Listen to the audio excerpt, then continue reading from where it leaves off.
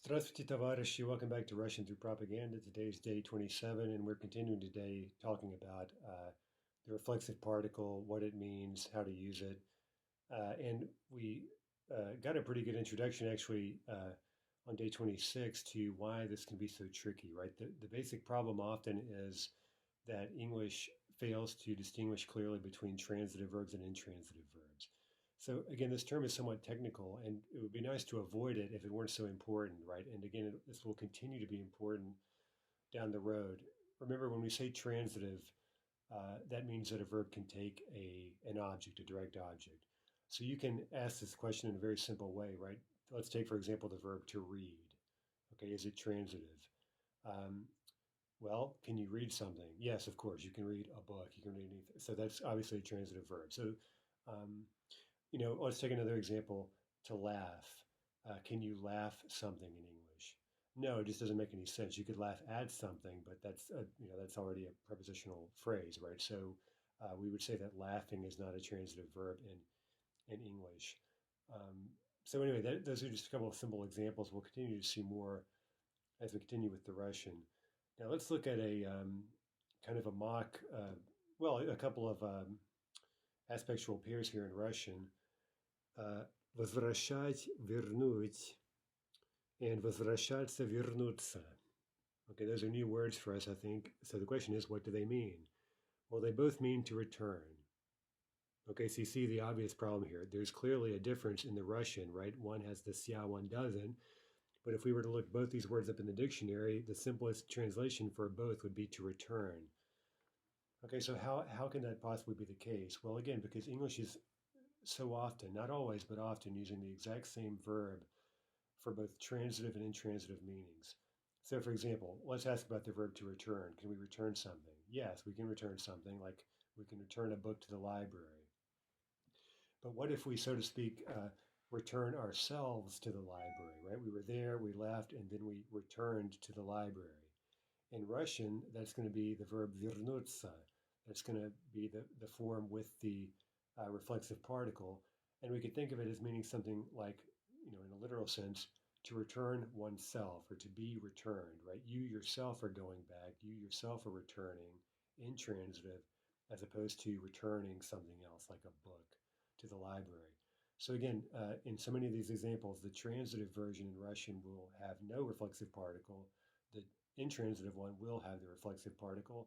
And as we discussed yesterday, the meaning will be either truly reflexive, to do something to yourself, or passive, right, to have something done to you. Or, as we'll talk about as well, reciprocity and spontaneity. Remember, there were those two other meanings that we haven't really talked about a whole lot yet. So if we look at a couple of, let's look at a poster here. Они вернули свое счастье. They have returned their happiness, literally. So there we see вернуть has no reflexive particle. It's being used transitively, right? And here we have a direct object, right? They returned their happiness. Счастье is the direct object. So we could translate that more loosely to say something like they've regained their happiness after the war. They won and they've regained their pre-war happiness. If we look at a rather famous picture, also post-war, the sign up there says "Мы из Берлина," we are from Berlin, meaning this train is coming from Berlin. By the way, we'll learn that expression in the next chapter, talking about going to and coming from places and whatnot.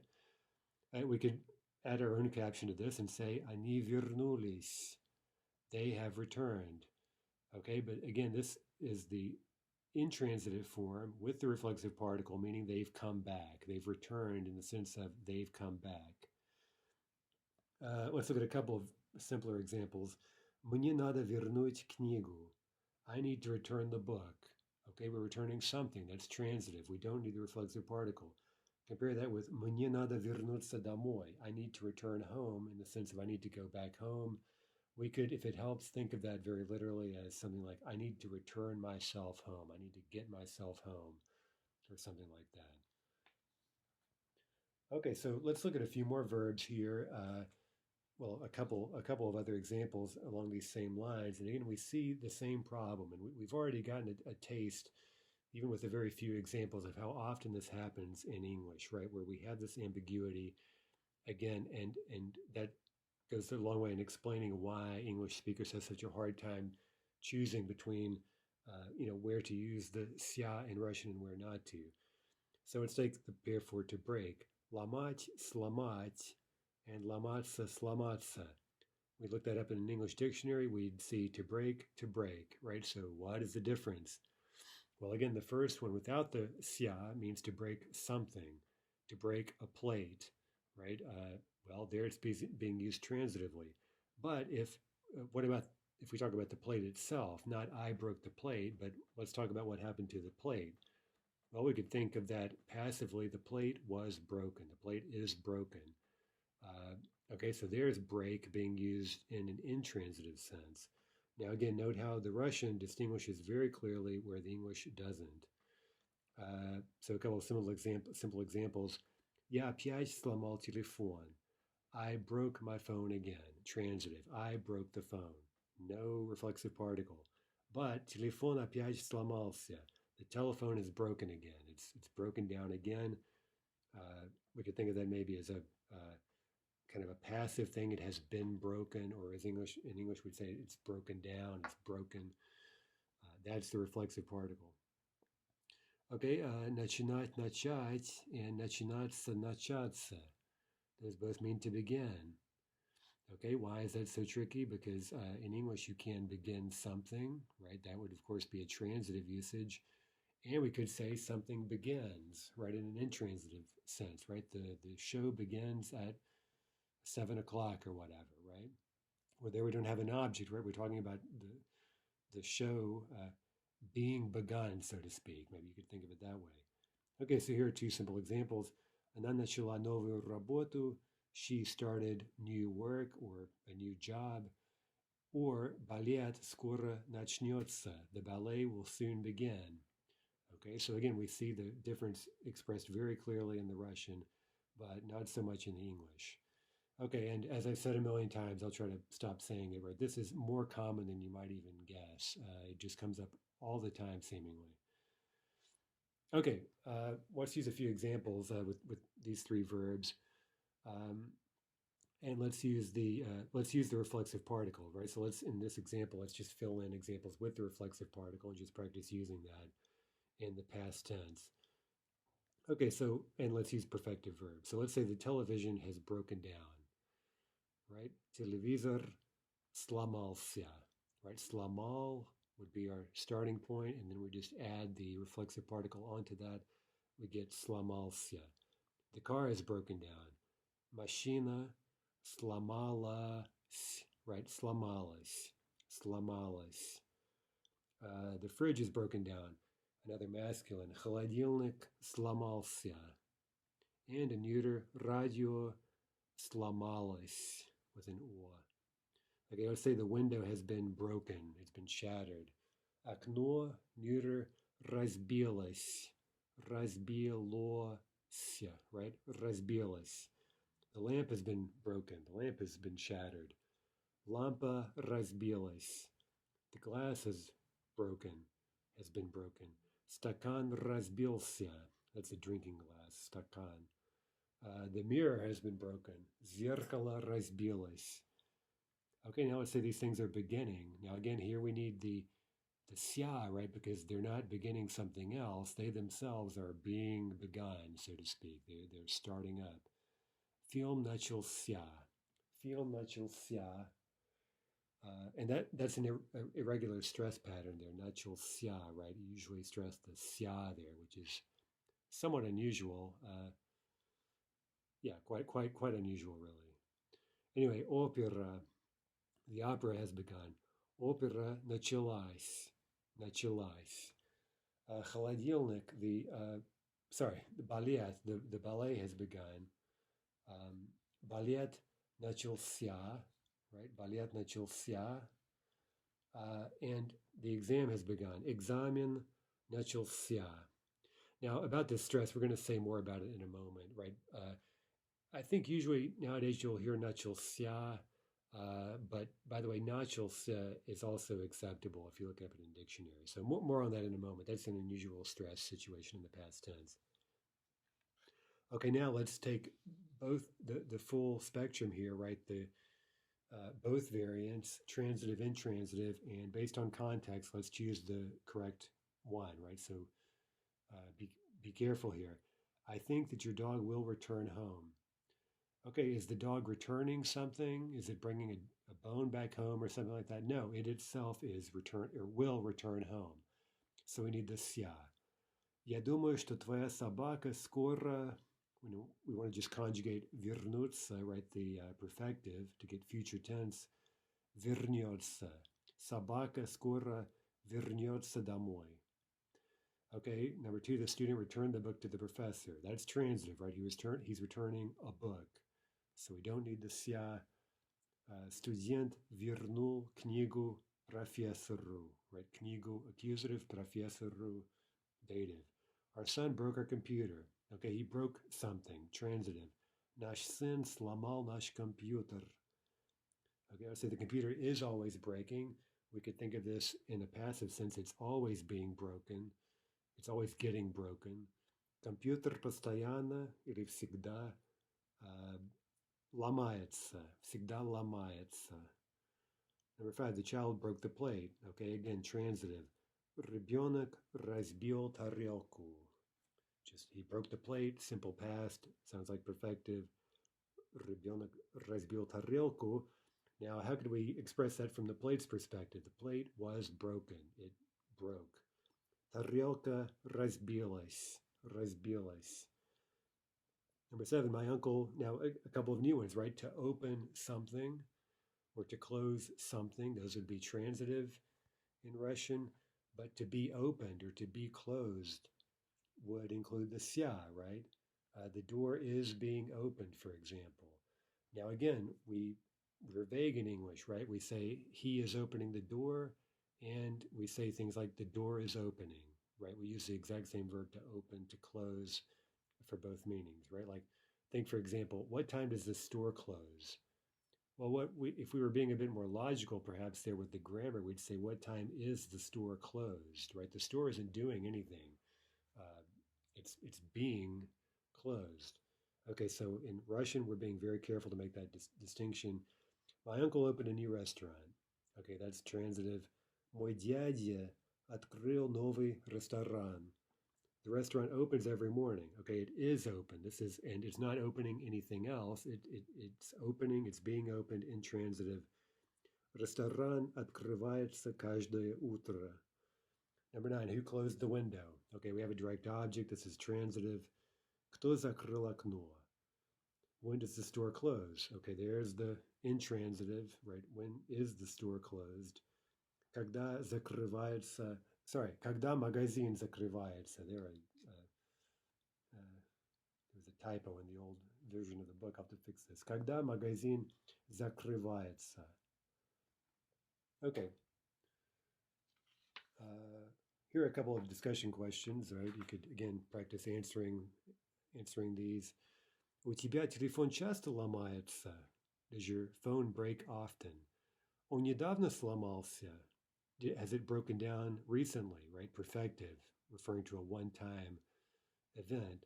Okay, now we turn the tables a bit.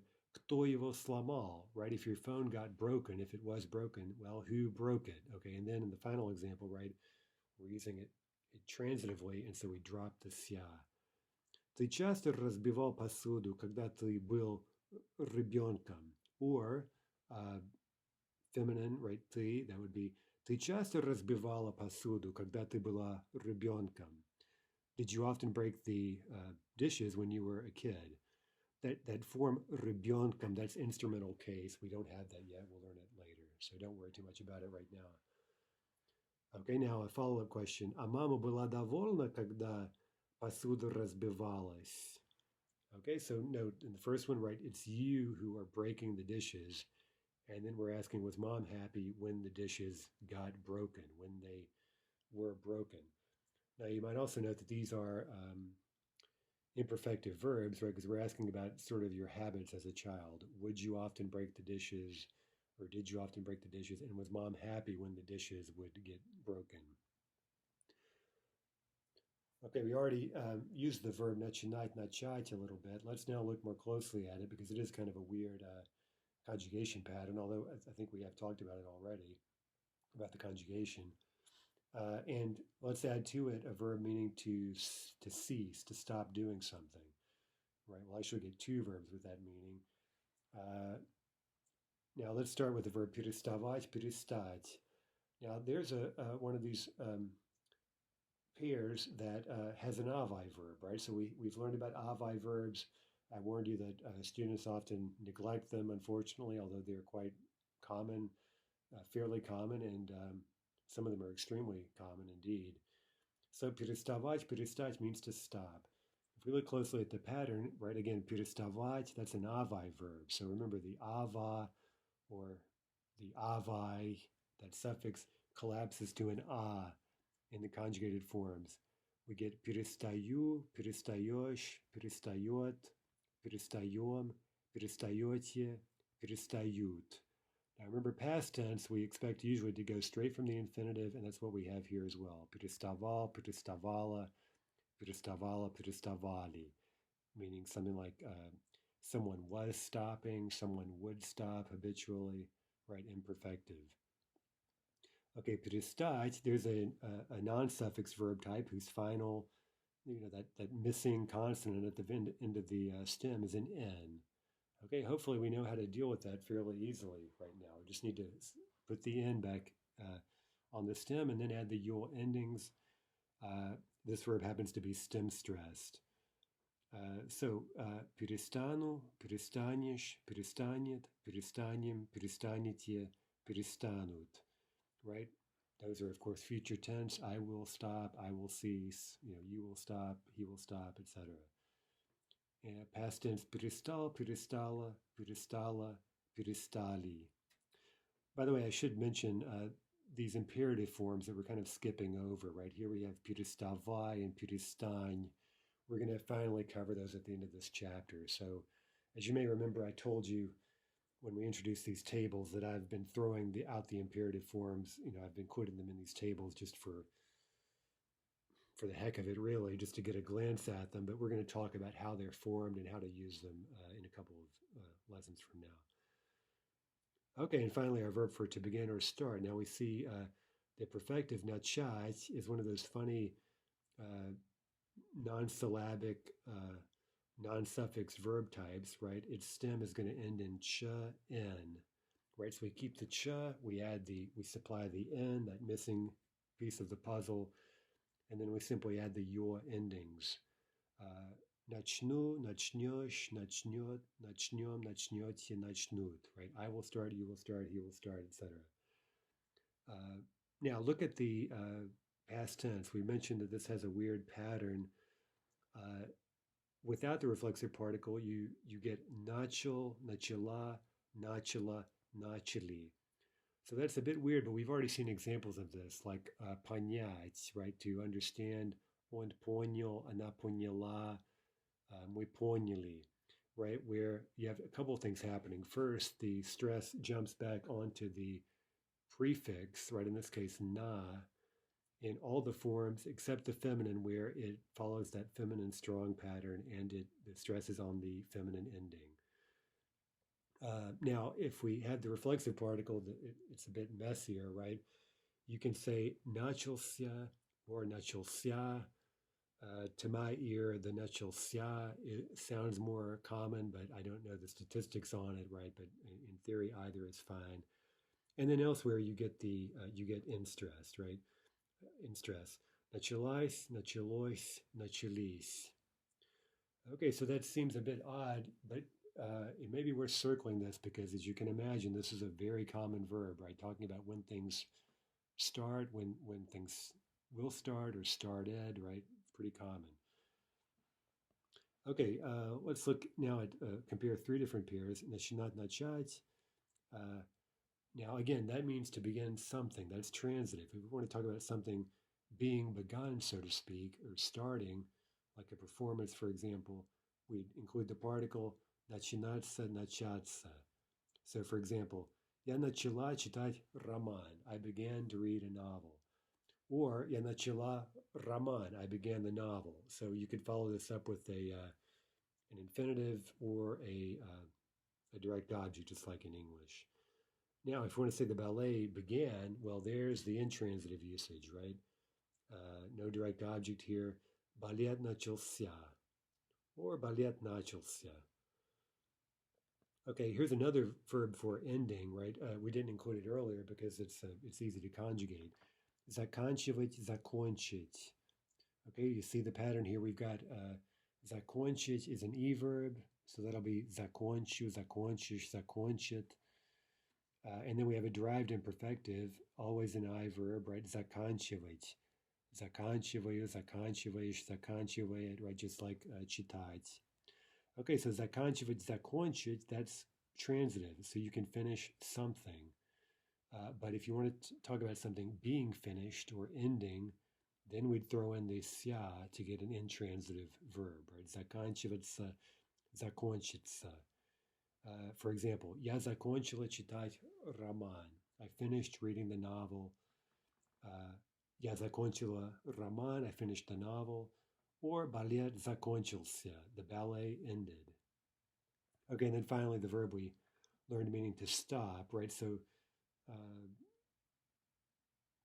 a slightly different meaning from to end or to finish, right? To stop or to cease, right? Переставать, перестать. That is not used it's not used intransitively, right? So you would never use a ся with this particular verb, and you can see that here in the table, right? We don't have a version with ся. So one simple example, я перестала читать роман. I ceased reading the novel. I stopped reading the novel. Now again, note in the Russian, we're using an infinitive, right? I ceased to read the novel. That may be one way to capture that. Okay, let's, again, fill in a few blanks here. When does the opera begin? When does it start? Okay, we need the particle there. We don't have a direct object. Когда опера начинается? Когда опера начинается? Number two, my sister is starting a new job. Okay, so same verb, present tense still, but we're using it transitively. She's starting a new job. Моя сестра начинает новую работу. Number three, I'll start preparing dinner soon. Okay, that sounds like a future tense, one-time action. Я скоро начну готовить ужин. Right, I will start to prepare dinner. Okay, let's talk about finishing. Have you finished the article? Ты уже, okay, we seem to be focused on the completion, right? Not were you finishing the article or something like that, but have you finished it? Perfective.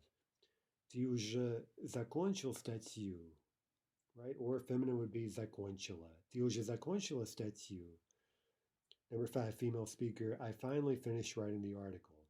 Okay, я наконец закончила писать статью. So same idea as in number four.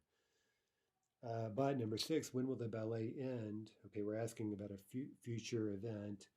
We need perfective, but we need to include the ся because this is intransitive, right? The ballet isn't ending something else. It itself is ending. Когда балет закончится? Когда балет закончится? Okay, finally for stopping. Again, this one we would never use the ся, so our work is easier here. He would often stop working when he felt sad. Okay, we have repetition, past tense. That would be он часто переставал работать, когда ему было грустно.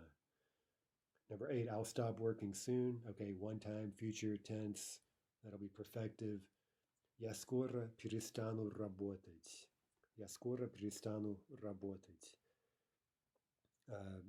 Yeah, все хорошо, что хорошо кончается. All's well that ends well.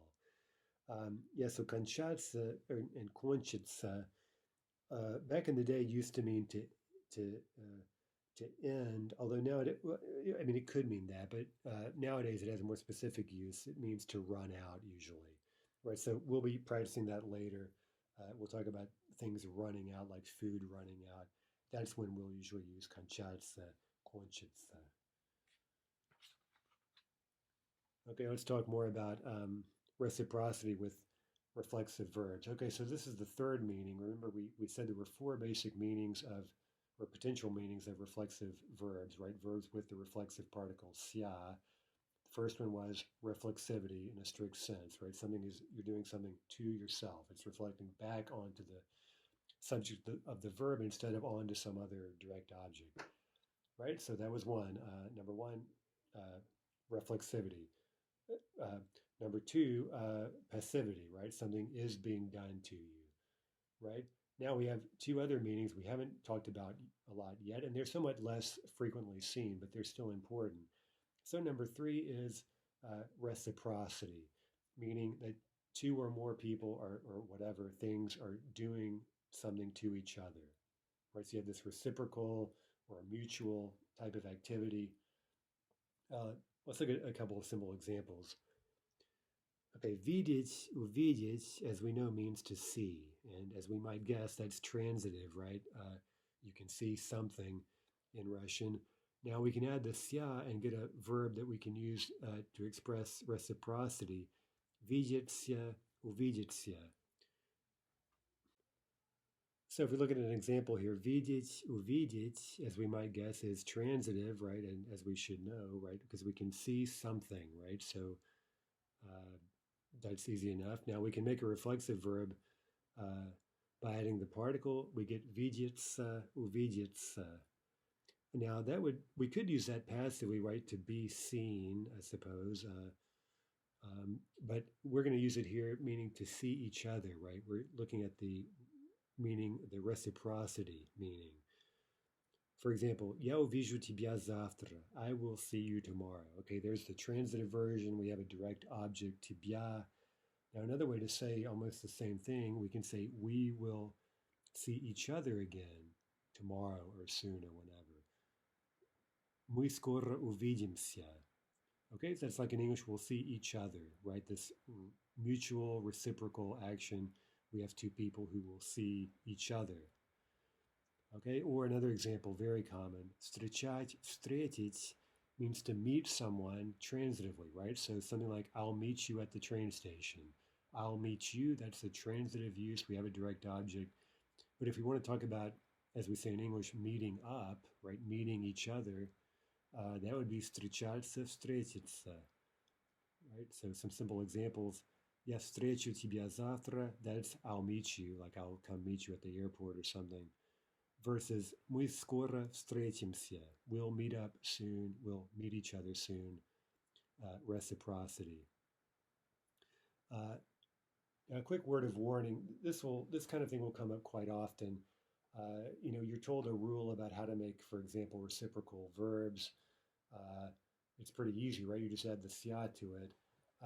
But especially for beginners, it can be risky to assume that a certain construction like this will always work. So we could just take a simple example like любить, right? And I've had students say this kind of thing like, in some example, they love each other or something, or, the characters in the novel love each other. Well, it sounds like that's reciprocity, right? So why not create a verb, take the verb любить, to love, and create a new verb любиться, which presumably would mean to love each other, right? Reciprocally. Okay, well, unfortunately, that just isn't used, right? So sometimes in language it works that way, right? A certain construction just simply is not used. There's no really good reason for it quite often. Um, Basically, again, in instances like this, you would say that just using some other preferred construction. For example, они любят друг друга. That's the Russian for each other. They love each other, right? So that is another way to say this, more like the English. They love each other, right? With this kind of peculiar object. We're going to cover that on day 49. Okay, so for now, it might be a good tip just to um, avoid just kind of creating a Russian vocabulary off the top of your head just based on some rule you've seen in the book, right? Because needless to say, it might not be universally applicable, or what you say may be kind of awkward or whatever. Okay, so let's fill in some more blanks. Same old idea, but now again we're stressing reciprocity. They see each other very rarely. Okay, clearly reciprocal action, present tense. Они очень редко видится. Right now, again, I mispronounced that really. We're writing видится, видится, but because of that te, we want to say видится, видится. Они очень редко видятся. Number two, when we were in college, that is, когда мы учились, we would see each other every day. Когда мы учились, мы... Okay, that's also reciprocal action, past tense, repetition. Мы виделись, imperfective. Мы виделись каждый день. I saw him yesterday. Now here, you may be tempted to use the perfective, but remember that would mean something more like I caught sight of him. If you wanted to just simply say I saw someone yesterday or whatever in the past, you would usually just use видеть, right? And just in this kind of neutral sense of, yeah, I saw him yesterday, as opposed to, oh, I caught sight of him in this kind of instantaneous fashion. Я его видел вчера. Okay, so that's the transitive version. There's a direct object. Я его видел. Number four, goodbye, we'll see each other tomorrow. Okay, so that's it's a one-time event in the future. We'll say до свидания, завтра увидимся. Завтра увидимся. That's a very common phrase in Russian, as you might imagine, right? Okay, now talk about meeting. They met me at the train station. Okay, we have a direct object, namely me. Sounds like a one-time thing. We need the perfective, past tense, transitive version. Они меня встретили на вокзале. Number six, we often run into each other. We often meet each other, so to speak, present tense. We need the reflexive particle. Мы часто встречаемся. Мы часто встречаемся, right? We often run into each other, or we often meet up, we often get together, anything like that in English. Number seven, where do you want to meet up? Okay, sounds like a one-time meeting. We're making plans. Где ты хочешь встретиться? Где ты хочешь встретиться? Number eight, we used to meet up quite often. Okay, past tense, reciprocal action, imperfective because of the repetition. Мы встречались довольно часто. And a quick saying, как встретишь Новый год, так его и проведешь. As you will meet the New Year, thus will you spend it. Okay, that brings us to our fourth and final potential meaning of verbs with the reflexive particle, right? Let's count them down again, right? Reflexivity, passivity, reciprocity, and finally, spontaneity. And we mentioned already that this fourth category is kind of the least satisfying. It's somewhat vague. It's kind of a catch-all category. It doesn't always necessarily make complete sense, but again, it's kind of the best we can do. Okay, so how can we think about this? Well, let's think of some examples. And by the way, we're not going to be really using a ton of examples right off the bat here. So this is something we'll kind of return to later. But if we think of a lot of verbs in Russian that have to do with emotions or sort of kind of reactions to things like smiling, laughing. Well, when we smile or laugh, like at a joke or something, it's not that we're sort of deliberately doing it usually, it just kind of happens. So that may be the best way to think about why this spontaneity meaning exists in the first place, right? It's not that we're deliberately doing something to something else, right, in this kind of transitive sense, but rather something's just kind of going on kind of spontaneously. Right now, it so happens that with quite a few of these verbs, one example is улыбаться, which means to smile, or смеяться, which means to laugh. So again, if we ask ourselves, what does that sia mean? It's going to fall into this fourth category of spontaneity. Because it's clearly not any of the first three things, right? We're not laughing ourselves, right? That doesn't make any sense. We're not being laughed. That doesn't make any sense. Again, you could think maybe it could mean reciprocity, like laughing at each other, but that would be a different expression in Russian altogether. So basically, it often happens when these first three meanings make no sense whatsoever. We think about spontaneity rather vaguely, and we see, okay, I kind of get what that means. Now, in those cases, it often happens that there is no version of the given verb without the sia, right? So, for example, there is no verb улыбать. right? There is only the verb ulibаться, to smile, right? So there, we always use the reflexive particle with this verb because it kind of inherently expresses a spontaneous action.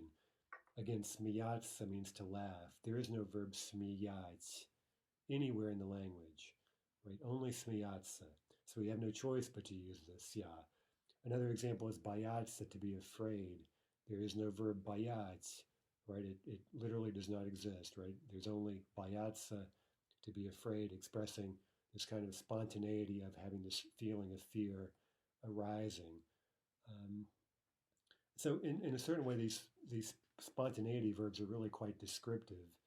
Um, now let's in section 27.6, let's think some more about a verb, the verb to want, which we've been using already, хотеть, and a spontaneous version of it, хотятся.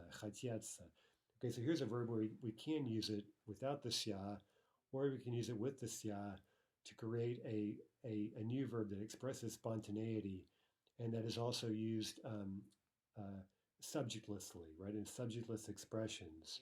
Uh, if we use the verb хотеть without the sya, right, well, we already know how to do that, and it's pretty much like saying I want to do something in English, right? We say, for example, я хочу пить. I want to drink, right? Я хочу пить, or я пить хочу, right? I want to drink. We talked about how that's the only way, really, in Russian to say I'm thirsty, right? I want to drink. Я хочу пить. Okay, now that lines up perfectly with I want to drink in English, and that is a subject expression, right? We have subject, verb, object. Um, Now, there's another way to talk about the desire to drink in a more spontaneous way, right? It's not that I, the subject, am kind of doing this action, I want to drink, but rather the sense of I feel the urge to drink, right? This feeling, this desire is kind of coming over me in this spontaneous way. Okay, so here's a place where Russian can use a subjectless expression, in this case, a verb with sya, a spontaneity verb, to express this idea in a really rather descriptive way, right? It's often not that we sovereignly want to do something, it's rather we have these desires that kind of spring up spontaneously. And in these expressions in Russian with хотятся, right, we're going to use those subjectlessly, right? So let's just take that earlier example. Я хочу пить. We could say пить хочется. Пить хочется. Okay, look at the verb хочется. It's expressing spontaneity. And, it's hard to translate this into English literally because we always want to introduce some kind of a subject. Um, the best way to do this maybe is something like there is a wanting, right? So there we're kind of using a so-called dummy subject there, but there's not a sort of a real subject in the sense of I or he or she or you, right? Хочется means there is a wanting, there is a desire, an urge is being felt, right? Хочется. Okay, we can follow that up with the infinitive, right? Пить хочется, or хочется пить, right? An urge is being felt to drink. Okay, as we know in subjectless expressions, we've seen a number of them already. We're not going to use the nominative case for that, right? That would give us a subject in Russian. We've already seen how with expressions like мне холодно, we use the dative, right? And that's what we would get here. Мне хочется пить. There is a wanting to me or for me to drink, right? So let's look at a few examples and compare. Again, first let's use хотятся, right? Again, we've taken хотеть to want. We've added the sya to get a new verb that's being used to express spontaneity. Мне хочется танцевать. I feel like dancing.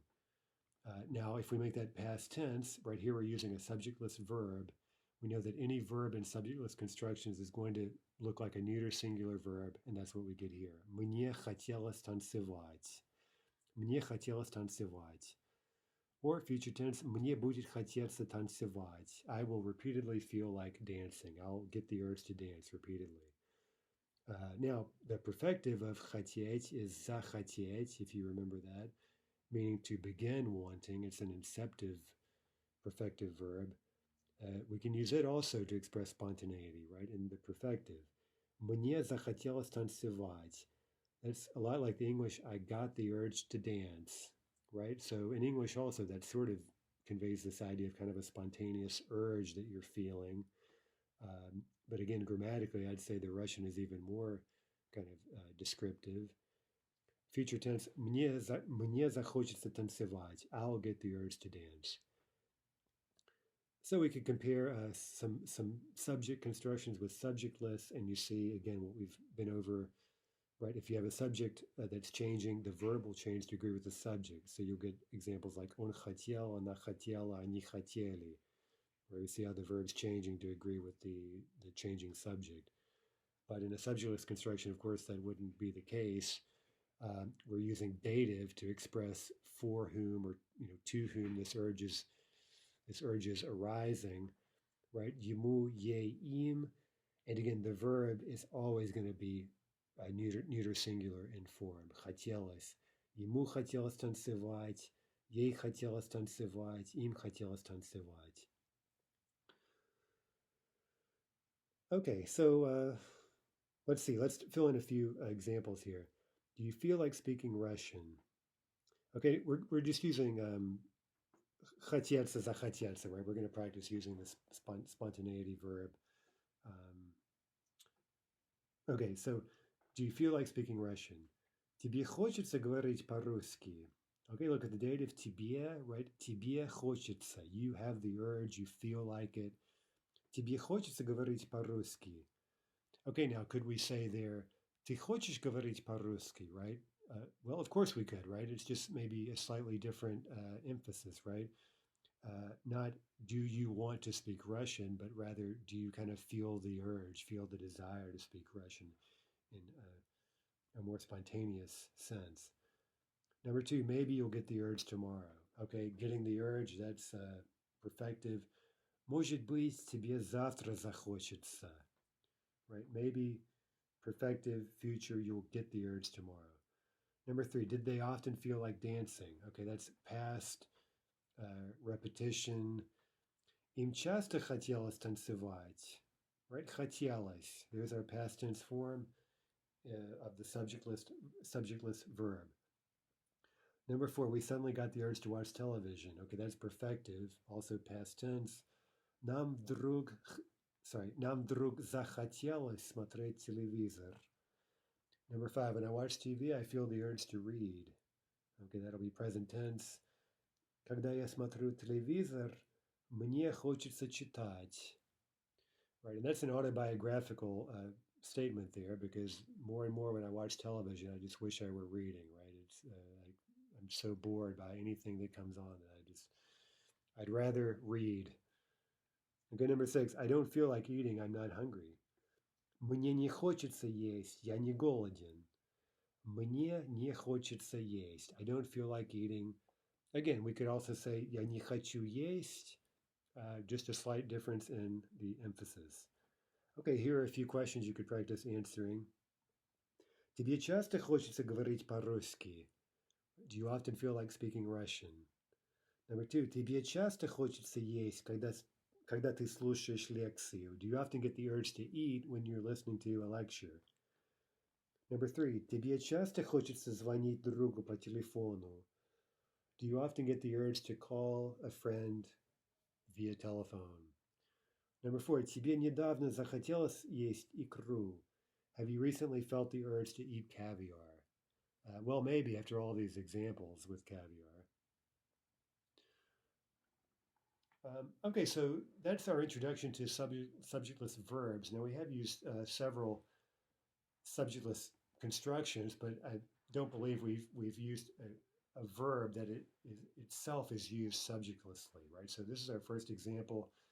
It's a good one, right? It's a really good one to take note of, because first of all, it's just a nice example, and second of all, it's extremely common in Russian, right? So this expression хотеться may strike us at first as a little bit kind of elaborate and maybe kind of fancy, but Russians use this all the time.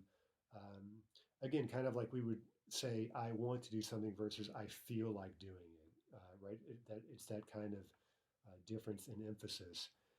Now, as we move forward in Russian, we'll see that these subjectless expressions can be really powerful in terms of their ability to convey this kind of spontaneity, or beyond that, the sense of a lack of agency. Um, right? So, I'll give a quick example that's somewhat crude, but it's a really good one. Um, you know, as we know in English, we basically can't avoid having a subject in any kind of normal sentence. We've seen this over and over again. Like we say things like, you know, мне хорошо in Russian has no subject, but in English we say something like things are good, I feel good, right? We're always introducing a subject of some kind. So let's take an example of a situation, a rather unpleasant one, right? I vomited, I threw up. Okay, so those are good sentences in English, but it may be when you think about it, it's a bit odd to have a subject in those sentences, right? Because again, we can't avoid it in English. We always have a subject, but sometimes just simply having a subject sort of misrepresents the situation, right? It would be rather unusual for us to be sick and say, make this declaration, I am going to vomit, right? Rather, it's often kind of something that happens to you, right?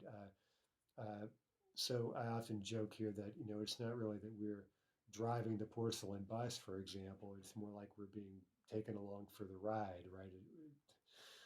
We're completely at the mercy of uh, the situation, right? So in Russian, we do capture this sense of kind of being victimized by our illness, right? Меня вырвало is the expression, right? Okay, look carefully. Меня вырвало. Do you see a subject? No, right? We don't see a ya. In fact, what would be the subject in the English sentence is the direct object in the Russian. Меня вырвало. I was the direct object of this action, вырвало. What does that mean, by the way? Rvать means to tear or jerk. And so вырвать means literally to tear out. And so that already gives you some idea of this kind of jerking, being jerked around or being kind of turned inside out or something like this, or, heaving or retching or something. It's very descriptive, right? But again, the descriptive part isn't really the verb itself, but the way it's used subjectlessly, right? Vyrvala, that means something like there was a jerking, and I was the direct object of this violent kind of convulsion that just sort of happened of its own accord and for which there was no subject and also no real sense of agency. Okay, so again, I picked that example. Maybe it's a little too vulgar, but anyway, um, we'll see more examples later when we start reading Russian, real Russian literature where this descriptive power of subjectless verbs can be used to great effect. You know, examples might include things like war narratives, right, where you're in sort of the fog of war, violent things are happening, you have a sense of being kind of pulled this way and that, or struck in various ways, and there's no clear understanding of an agent doing something to a direct object. There's rather just this sense of this kind of inchoate, um, kind of blind violence that's spinning around. It's very unclear what's going on, and so basically you just have this sense of being kind of well uh, subjected to these subjectless actions. Okay, so anyway, that's enough for today. Um, we'll return to the question of vomiting in a later, I think in book 2. We'll practice using that verb if you're curious to learn the details. But for now, I wish you all good health, right? Я желаю вам здоровья. Until next time, до свидания, товарищи.